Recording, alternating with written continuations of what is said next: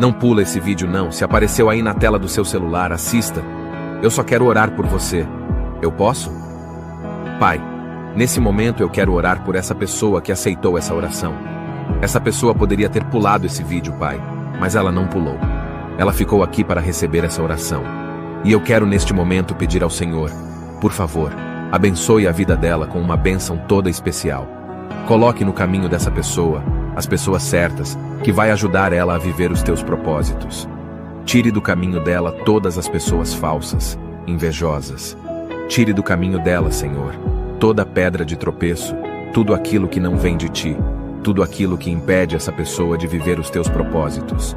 Venha guardar a entrada dela, a saída dela, e que o Senhor possa ajudar ela a vencer os obstáculos, a vencer os problemas. Eu te peço, Senhor, em nome de Jesus.